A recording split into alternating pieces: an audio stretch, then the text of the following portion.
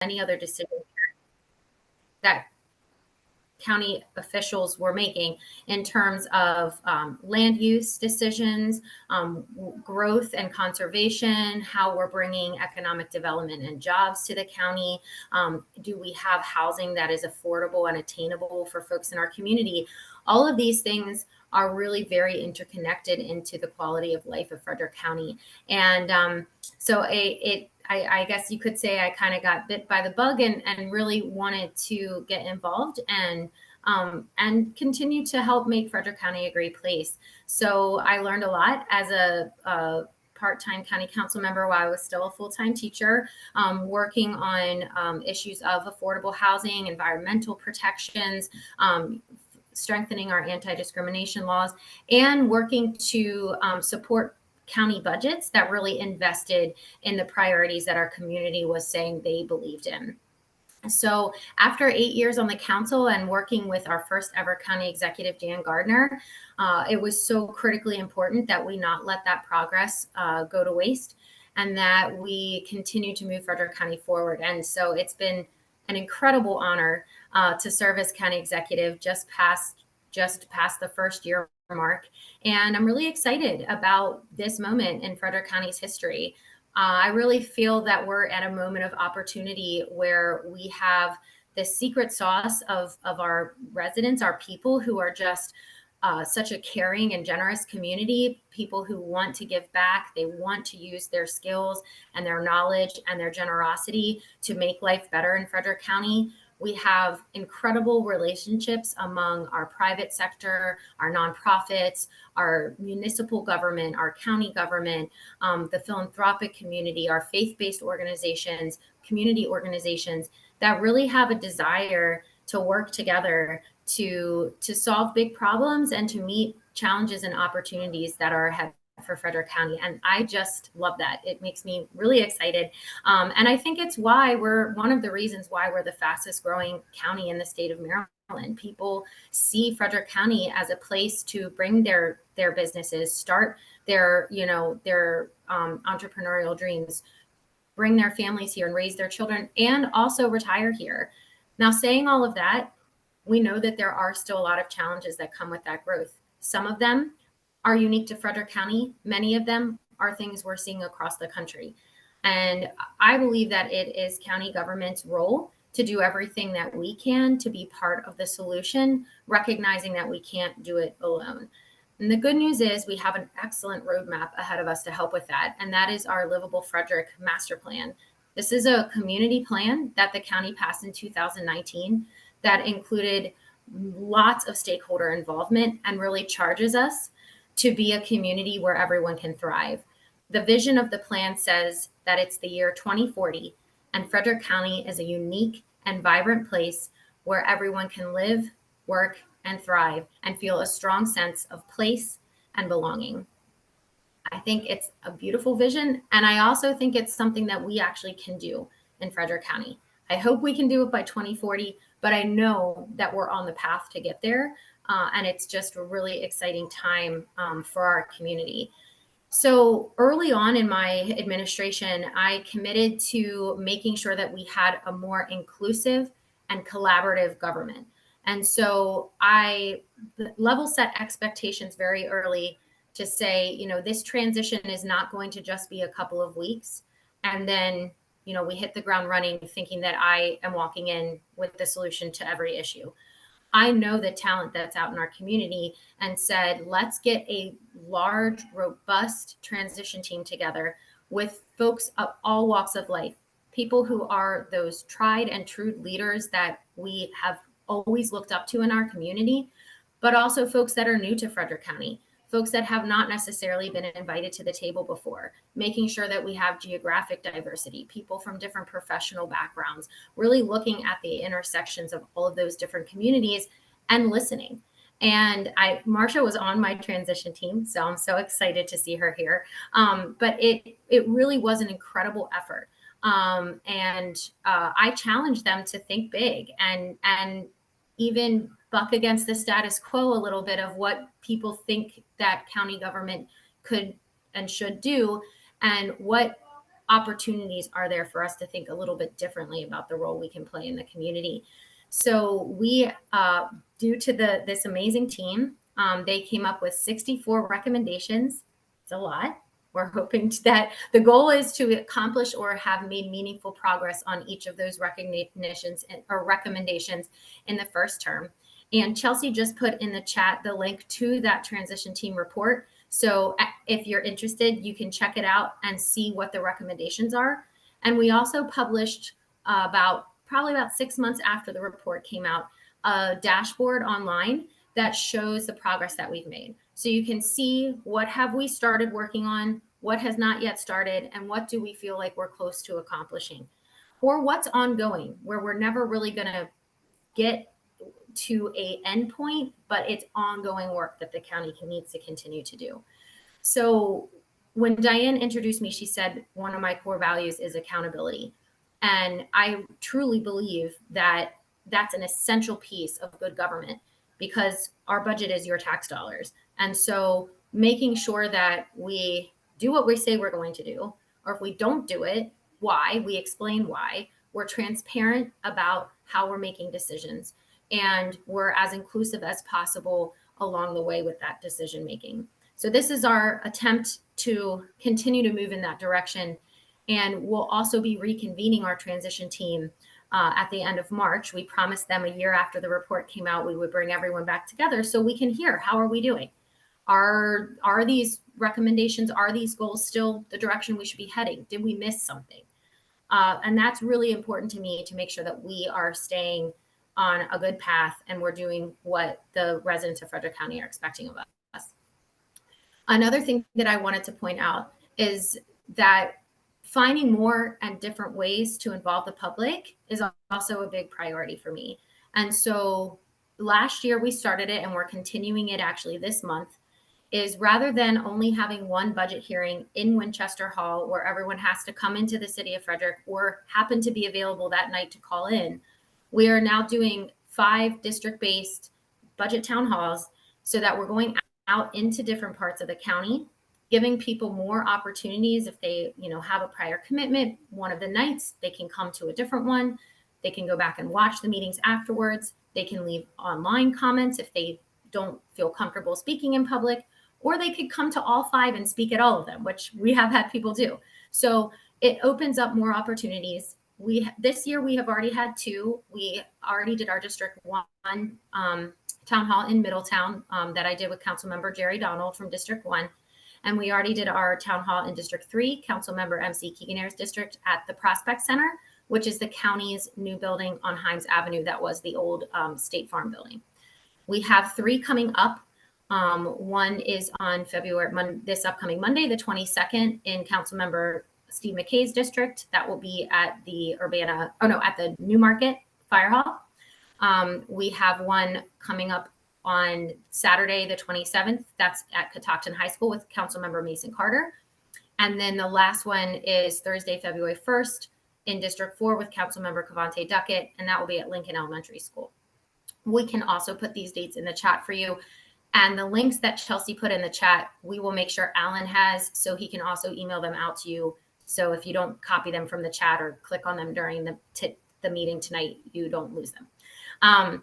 So again, the purpose of these budget town halls is to make sure that when I'm making what are very tough decisions about what to include in the budget, that I have heard from folks in the county about what their priorities are.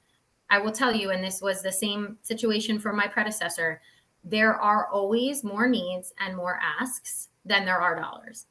And so knowing that, making sure that the budget priorities really align with the community is incredibly important to me.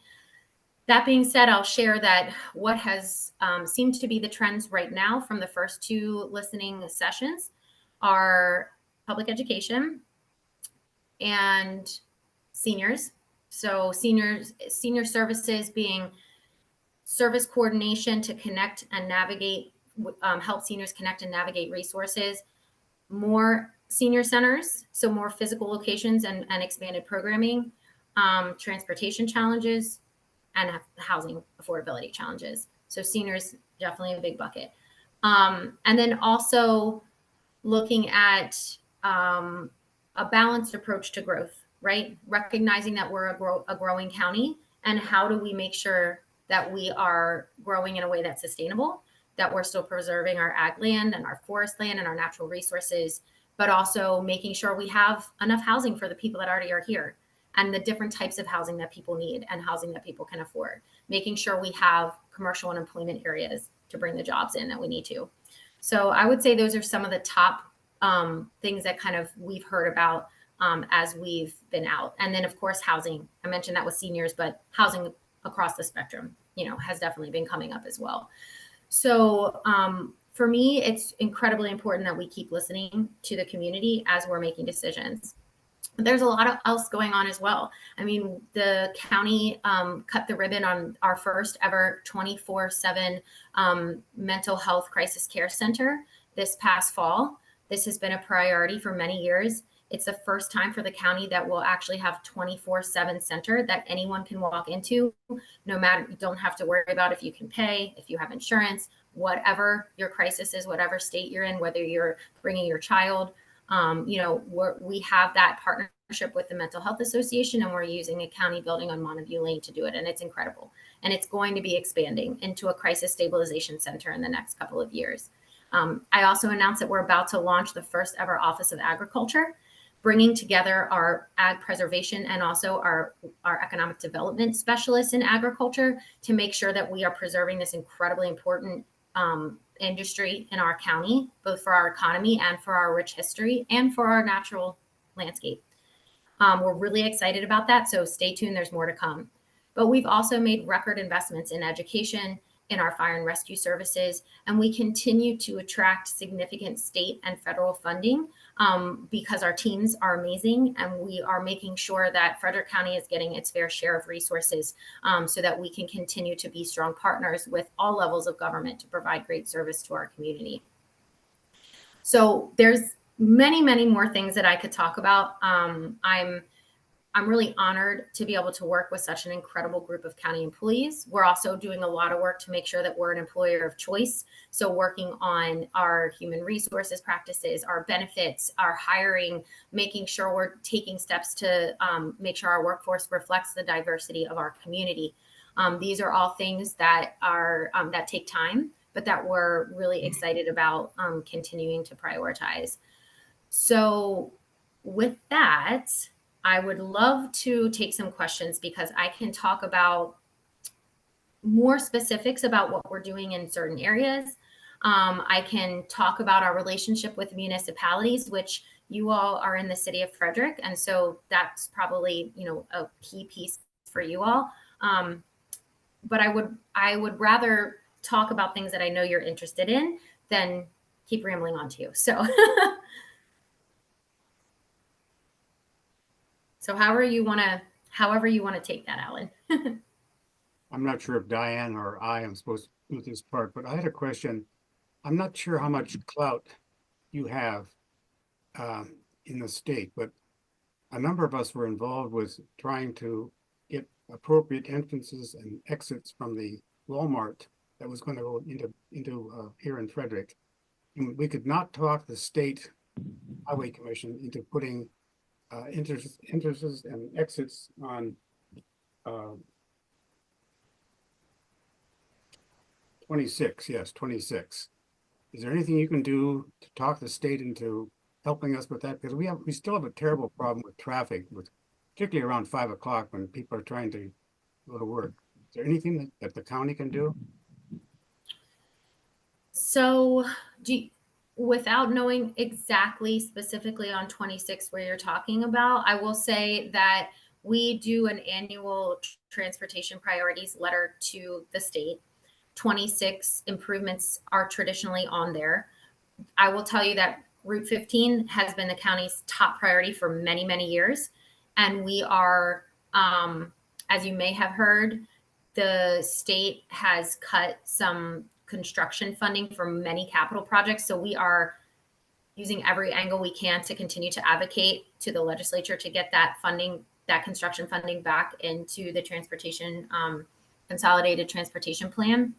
I will say we did receive good news that the state is the governor's proposed budget is reinstating highway user revenue funds back to the counties at the levels we were expecting, as well as locally operated transit grants, which has a lot to do with our public transportation and some other transportation services. In terms of exactly the locations on 26 and how it interacts with city roads, if they are city roads, they are definitely, it's a city issue and it's not a county issue. If it's state roads, it's a state issue, but we do advocate for those improvements. If there are specific intersections and you just want to know what our county traffic engineers and planners have or have not done on those specific intersections, if you could send me an email, you can either just email me the intersections or other communications that you've previously had with staff at state highways, and we can try to do some follow-up for you. This is at the intersection of Monocacy and 26. Yeah. And I would say the best bet would probably be for us to follow up with you afterwards, because I can just guarantee you I'm not going to be able to give you as precise of an answer as you probably want without talking to our staff. Okay, thank you very much. And who else? I have something, if I could say. Hi there. Can you hear the interpreter? Hi. So I've noticed in Frederick, there's a lot of new apartments and condos building, and they're coming on fast in our Frederick communities. And is there a reason for that? Like, what's the motivation? Because everywhere I go, there's a new apartment complex, a new condo complex, and pretty soon there's not going to be any land left. So can you expand on that? You know, I'm just curious. So what is the reason for all of this building and apartments and condos? Sure. So it's a multi-layered question. Number one, the most of what you're referring to is in the city of Frederick. So the county does not approve that development. It's all approved by the City Planning Commission and the City Board of Aldermen based on the land use code that the city of Frederick has. I will say that it has been a priority of mine to increase communication and collaboration with our municipalities. I meet with the mayors and the burgesses of all of our 12 municipalities quarterly. Our planning staffs meet together, and we're actually working right now on reconciling some of the growth areas within all of the municipalities' comprehensive plans with the county's plan. But the county cannot dictate to the city of Frederick, Brunswick, Thurmont, any of the municipalities. We cannot dictate land use decisions to them.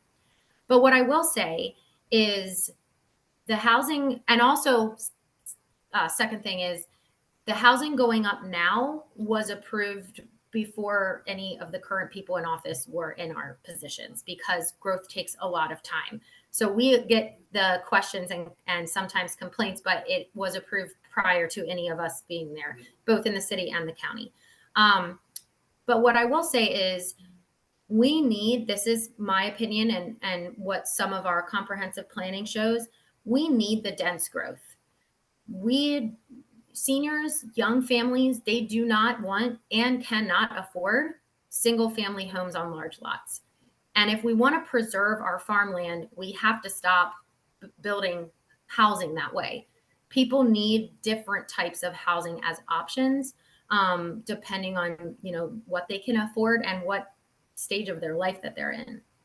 And so our comprehensive plan, Livable Frederick, really says that the housing density should be in and around our municipalities, because that's where the infrastructure and the services are. And then we stop the previous practice that Frederick County certainly has done before of taking over ag land and having suburban sprawl on country roads where there is not the infrastructure to handle it. And it's not the type of housing that a lot of people are looking for. But that being said, I understand that more housing going up feels like a big change and can have challenges on traffic and other things. That's why we have both the city and county have adequate public facility ordinances that are supposed to test how our infrastructure can handle the growth. There have been times in the county's history where there have been tools, you might say, put in place that allow people to bypass some of those rules. But we're doing things much better now. It's just that in the county, at least, you won't see that till I'm certainly not the county executive because that's just kind of how these things work. So I hope that's helpful, Marcia. Can I just expand on that a little bit? Yes, It's not, the county is not responsible for the buildings that are being built. it's I understand. So it's the city and not the county. So thank you for clarifying and explaining that for me. Thank you. Sure. But you are responsible for the schools. And you need Yes. more schools where you have more housing like that. Are you in a situation where you can afford all the schools that are being necessary with all the people going into those buildings? It is a big challenge. I actually just did a presentation to the Board of Education last week, but that was last week, with some of our staff and some of their staff about school construction funding. Trying to really also educate the public on where the dollars come from for school construction. There's state money, and then there's also county money, and there's different revenue sources. Some of those monies can be spent on new capacity only. Other revenue sources can be spent on a broader array of things like aging infrastructure, additions, replacements, renovations. So it is a challenging puzzle to fit all of those funding sources together and to try to meet the needs. But what I will say is we have a very good track record of working with the school system. We actually get complimented at the state level on the fact that the county government and the school system work closely together on this. The county has a reputation for forward funding some of the state funding to move projects along more quickly. And when historically, if you look and see the schools that have gotten to that 120%, 130% capacity, very overcrowded, within the next several years, they go back to the capacity they should because either another project has come online, an addition has been planned. So there is a lagging effect, but the county does have a pretty good track record. And I will say over the course of the last 9 years, Jan Gardner's administration and myself, we have made building schools and renovating schools a top priority. And you can see it in the budgets, and you can see it in the amount of renovations, replacements, and new schools that have been built. That does not mean we've solved every issue, but we are working very diligently on it. And I also feel confident that based on, again, that improved and increased communication and collaboration with the municipalities, especially with the city, that we're going to see the city investing some of their school mitigation fees into some projects soon. So we're working on all fronts on it. Thank you. Now, Catherine Mansour, you did have your hand up for a while. Did you give up on me? Why don't unmute yourself?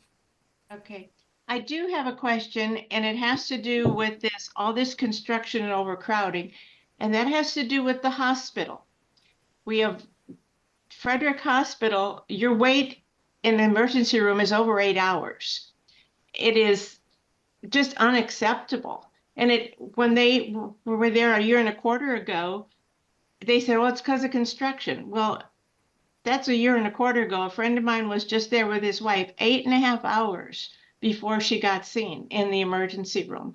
What can the county and the city do to help this situation? I mean, we've got all these additional people, but the hospital doesn't have any more doctors, isn't any bigger.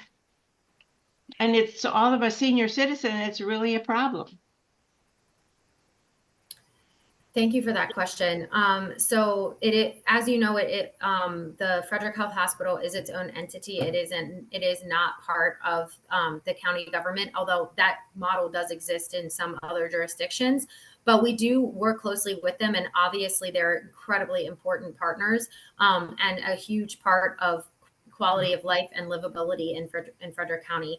I will say that at least based on the conversations that I've had with some of their leadership, a lot of the challenges right now are things that are not unique to Frederick County. The workforce challenges, both in nursing shortages, other specializations in the medical profession, and even the non-medical or patient care workforce challenges in the trades and some other pieces are very real for a lot of the healthcare institutions across the state and the nation. We do work closely with our healthcare partners on advocating for state legislation. I know that Frederick Health Hospital has a long list of things, and in fact, we have some members of our own delegation, including Delegate Kerr, Ken Kerr, who have really, and Senator Karen Lewis Young, who have really prioritized healthcare legislation and work very closely with the hospital on trying to advocate for some changes in state law that can help with the workforce challenges, some accreditation challenges or certification challenges and other things. It's probably not the answer that you want because some of these things are more long-term. But in terms of what I have heard, in terms of what some of the challenges are, that's what I am hearing and what some of the solutions are. Just like any entity in the county, folks do come to the county with budget requests that are not county agencies, right? We get requests from nonprofits, we get requests from other community partners. That is not something that we've received from the hospital, but you're not the first person that has anecdotally shared some of the challenges. So I appreciate you bringing it up, and it's something that we certainly will continue to partner with the hospital on. But can I add one more thing I meant to say? Sure. The other thing is that we announced mid last year, and we'll be kicking off soon, a really exciting new model to support seniors, which is a service coordination model. We are very, very excited about this, partnering with the health department and Frederick Health Hospital through our Division of Aging and Independence to support seniors aging in place and making sure that we have really individualized plans to support seniors in what they need, and not just connecting and navigating resources, but really figuring out what is it that each person needs in order to safely continue to age in place. For some people, it may be physical changes to their home, doing a safety check, putting bars in, ramps, and other supports. For other folks, it might be transportation to appointments. For other people, it might be help with dealing with Medicaid, dealing with bills that are coming in, and just like the day-to-day kind of maintenance of all of that to stay where you are and keep things going. And so we are building a team that will have a community health worker, a registered nurse, and a service coordinator that will then be able to help seniors. And we're really excited about this. It's a model that is not really new, but it's new in terms of folks staying where they are. It's something that's used more in kind of senior housing apartments where they're located in the building and everybody's there. This is more you need to go where the people are. I understand that, but my question isn't those things. It's emergency room or care in the hospital. And with all this allowed new construction, I don't think they're talking about more schools, more roads. Are they talking about an additional hospital? Are they talking about trying to get more facilities? Because the hospital is limited. And in allowing all the construction, and I don't know how much more is being allowed right now. I realize what's going up now was allowed a while ago. But in allowing more, in addition to looking at schools and roads, are they looking at medical facilities as one of the necessities to allow it? Now I understand your question a little bit more clearly. So currently, it is that is not like a component of our adequate public facilities ordinance, and part of that is since, like, for example, schools and libraries and roads are, but those are all things that are maintained by the county, right? So that's part of the piece. But what I will say is there have been major improvements in kind of rural healthcare centers. So Frederick Health Hospital now has a center in Emmitsburg. They have a new center in Brunswick that is urgent care, that is primary care, and that is lab work and x-rays and everything. And so part of that is also, one, so people have the care closer to where they are, depending where they live in the county, and also to hopefully lower the need to actually have to go to the emergency room. And that's why I answered your original question the way I did with service coordination, because a lot of times, I mean, we have seen not calls to 911 or calls for emergency service, that if some of these other things had been in place with people's medications, with safety issues in their home, and with trying to eliminate fall risks, all of that, then folks don't need to go to the emergency room. So it is, I do believe that it's tied together. However, I do understand. Yeah, I understand, and we try not to, but if your doctor says go to the emergency room, you don't have much choice. True. So, okay, thank you. Thank you. Any more questions? I was going to ask one. What are the taxes going to be in the county as a result of all the work that's taking place? Can you say that in a short period of time? What are the taxes going to be as a result of the work? Well, there are a lot of things going on. What are going to happen to the taxes that we have to pay? So the county has not raised its property tax rate in over a dozen years. There's not currently a proposal to raise the property tax rate. It's remained the same since the 2010-2014 Board of County Commissioners. The income tax rate for the county, we did actually change last year. We implemented a tiered rate so that our lower earners that are filing a much smaller income actually are paying a lower income tax. That was legislation passed at the state level only a few years ago that enabled counties to have multiple income tax rates and not one flat tax rate. But other than that, I mean, we have recordation tax, which is if you are refinancing or you're purchasing a home. That revenue is actually down quite significantly for the county because there have been, if you think about interest rates, people are not refinancing right now, and the housing market is so tight that there aren't a lot of people buying homes right now. There's a supply issue with that. So, but right now there aren't any proposals to change our income or property tax rates. All right, thank you. Are there any other questions? I think you did a great job. I appreciate very much all the time you spent. Alan, can you hear me? Yeah. Can Jessica hear me? I can hear you. Okay. This morning in passing, What happened? I heard a NPR that apparently nationwide, fire service and EMS services are primarily manned by volunteers. And we are serviced by Junior Fire Company and the new 29 Fire Company on Thomas Johnson. And in light of that, the report said that the permanent professional firefighters and EMS people, the recruitment is way down, and they're way behind in staffing for permanent professional people.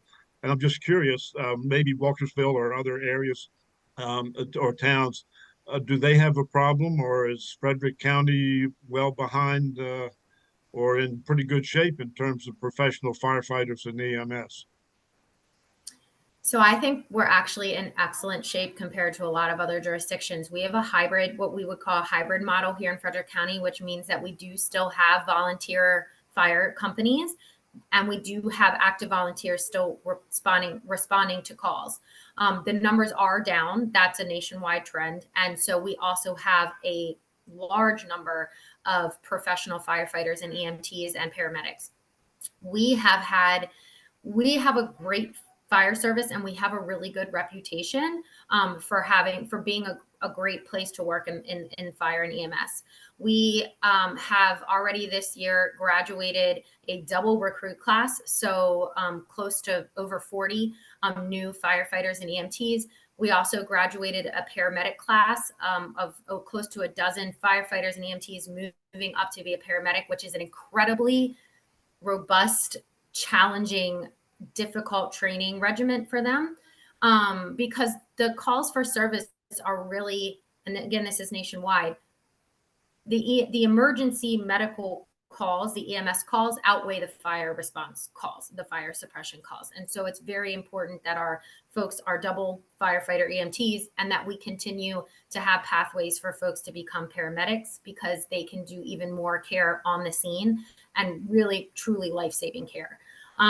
We have been successful in getting multiple competitive federal grants called the SAFER grant, which is an acronym, and I don't remember what SAFER all stands for, but it has to do with firefighter recruitment. And it's a significant infusion of federal dollars to help build up those recruit classes. And as you've seen, we've also been able to add fire stations and help renovate or replace some of our older fire companies, and always working with our volunteer corporations when appropriate. So I actually think we're in good shape compared to a lot of jurisdictions. We are working towards the national standard of 4-person staffing, which I won't get in the weeds too much, but it has to do with the number of folks that are ready to get on an apparatus and that they're cross-trained to be on a fire engine and an ambulance. But we are, I would say, in better shape than some of the other jurisdictions we're often compared to. Good, that's good news. Thank you. Yeah. Jacob has his hand up. You have a question, Jacob? Yes, thank you. I'm not sure necessarily the role of the county in this issue, but I live in the northern part of Woodman's Mill, like in the island, and the cellular service is really very bad. And then at the same time, it's a de facto monopoly where you have only really Comcast as an actual broadband provider. So the combination of like a total reliance for connectivity on just one internet service provider with no, like you can't use cell service, and then there are no other options. It seems, with the importance of being able to connect to the internet, pretty poor. I was just wondering if there was anything that you could possibly say about increasing choice in internet connectivity or in cellular service coverage for our area. Thank you for the question. So on broadband, we are, once again, we've gotten significant state and federal resources to work on this. And we actually, and I was just looking, the reason you saw me looking over was trying to look this up. We actually have another company called Chantel that is going to be coming through as a provider for Frederick County. So a lot of people think Comcast has like a monopoly, right? But we don't have a, I'm going to forget the technical term, but we don't have a ability to have that monopoly. Anybody can come to the county to have an agreement with the county. I know there's also Glow Fiber, which is a smaller private company that's been starting to lay some fiber in Frederick. Chantel is coming, and we've done a lot of work to study which parts of the county are kind of those broadband deserts, because it is a lot of the rural parts of the county, but there are these pockets where it is more dense or more of our kind of urban areas that are also seeing challenges. So we are working on that. And we can try to send, when we send Alan the follow-up, some links to our broadband office so that you can see some of the work a little more clearly, but also have the right staff to reach out to you with more specific questions. In terms of cell phones, I know that there has been some work to try to get some additional cellular towers, but I cannot tell you right now off the top of my head where those are potentially going, but we can try to get that to you too. Okay, thank you. Any more questions? Thank you, Jacob. Well, perhaps you could let Jessica go. She did a great job. Oh, wait, there's one more question. Quick question. I've got a question. So in terms of interpreting services in Frederick County, it's becoming very difficult. And I'm having a hard time requesting and getting interpreters.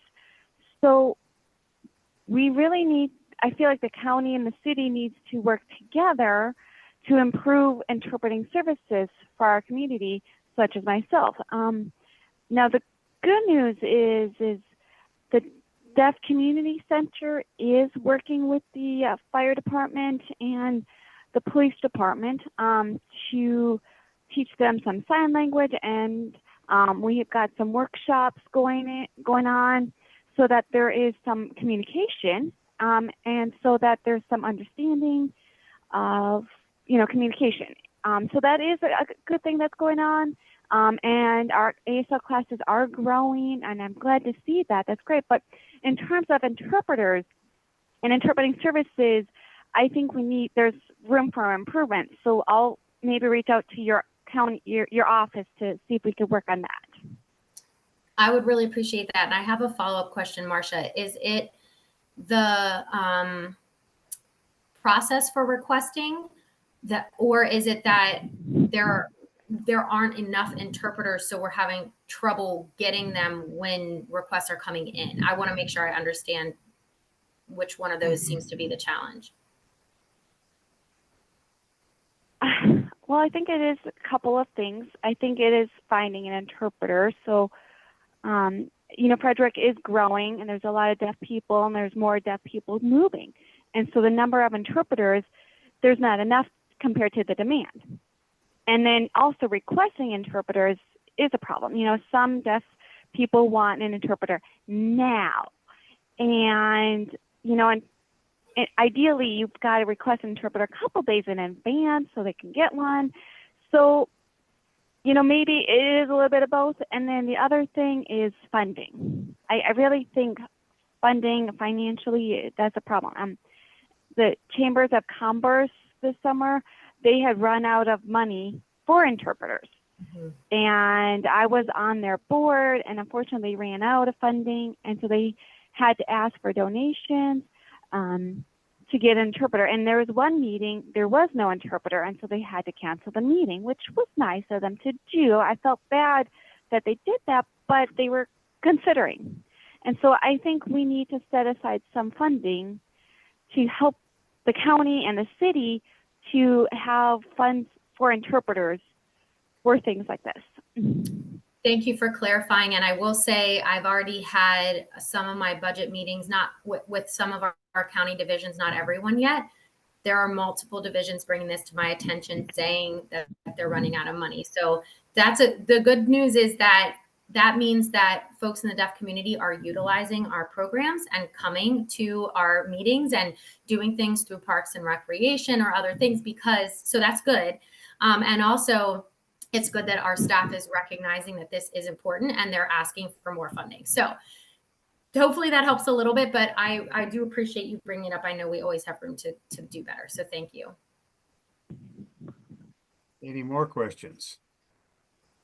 Thank you. Maybe we could let Jessica go. She did a great job. We really enjoyed your being here. Thank you very much again. Absolutely. I really appreciate the invitation. I love Frederick County, and I always get excited when people have good questions also, because it means you also all care about Frederick County.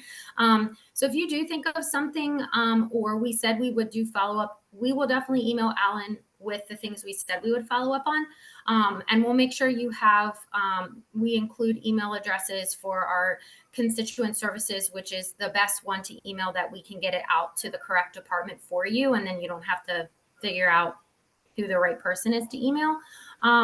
We also have an app called FCG Fix It. It's an app you can put on your phone, or an application you can use through the county website, that you can ask a question, report a problem, make an inquiry. It could be anything from snow, a pothole, something about getting a certain permit for your house, a question about, is this park going to be open at this time? And we use the application to help route your request or your question to the right place and get an answer back to you quickly. And it's also helpful for us because it helps us track the types of concerns and questions people have, and making sure that we're being responsive. So we'll make sure you guys get all of that in the follow-up email as well. And thank you for the time you gave me tonight too. Appreciate it. We'll definitely include that information in our weekly emails that goes to the community. Thank you very much again. I'm sure you want to go. Well, I appreciate the time. Thank you all so much. Have a great evening and stay safe with the pending snow. Thank you. Bye. Bye-bye. Thanks again. Thank you. Thank you.